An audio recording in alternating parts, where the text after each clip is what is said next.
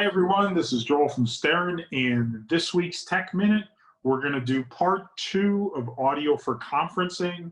And this week we're going to focus on signal processing, what they are, why you need them, and how to properly choose them for the application.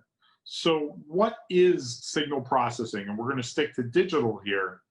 It basically takes audio signals in from the air and audio signals in from recorded sources or canned sources, mixes them to level them correctly, EQs them, and processes them, then delivers them to speakers or headphones within the space that or within the location you want them.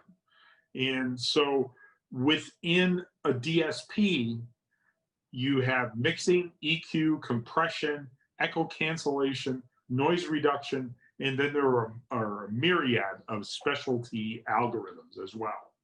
So why do you need it?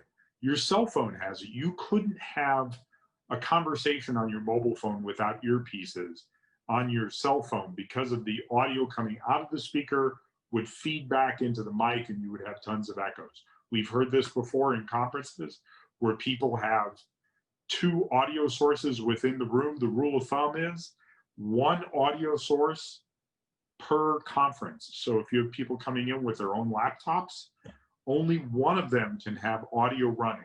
The rest of them need to have audio turned off, or you get that crazy echoing that we've all heard before. And that's the reason for echo cancellation. It references the microphones in the room and the speakers in the room. But if there's multiple audio sources, it can't do that reference. So that's how it makes it possible to have speakers in the same room as microphones and not have feedback and not have echo. It's very sophisticated, but it's absolutely essential to every audio conference that we have. In the past, up until recently, audio DSPs were hardware rack-mounted pieces. Like on the left-hand side, you'll see the Polycom sound structure. And they also have a microphone system, a hanging microphone system that communicates digitally to their processor and adjusts dynamically based on who's speaking in the room. It turns on and turns off different microphone elements within that ball microphone. And then most recently, we've had completely software-based DSP, like you'll find in Zoom, and many other places as well. You'll find DSP. And again, that DSP, if it's just processing in one direction, if it's taking a canned source, like a recorded source or some kind of other source, music source or something like that, it doesn't necessarily need to have feedback reduction or echo cancellation, but it is doing the same thing. It's processing for the listener. And the latest thing that we're seeing now is a hybrid between hardware companies and software companies. So one of the examples is MXL and Zoom. The MXL 360 is a 4-lobe microphone that if you plugged it into Windows, only 1 lobe would work.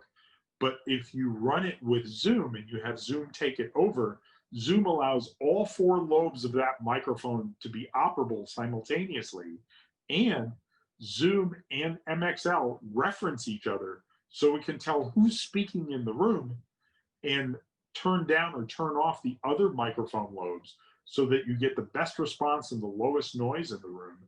And also it uses the microphone to reference for echo cancellation and feedback reduction. It's a very smart system. And it shows that hardware and software companies are working together to create a better experience for audio conferencing. So really what you need to do is a needs analysis to find out what your customers are using it for, if it's a huddle space, if it's a large conference room, a small conference room, if it's a lunchroom, if it's a town hall space, if it's a gymnasium, if it's a theater, if it's an outdoor space. You need to do that needs analysis and listen to what your customers are telling you, and then also listen to what they have for their budget, because that will dictate your choices on solutions. This is a good overview. If you have any questions, certainly we're here to help. And have a great week, and we'll speak with you next week on part 3, which will be speaker choice. Thanks, and take care.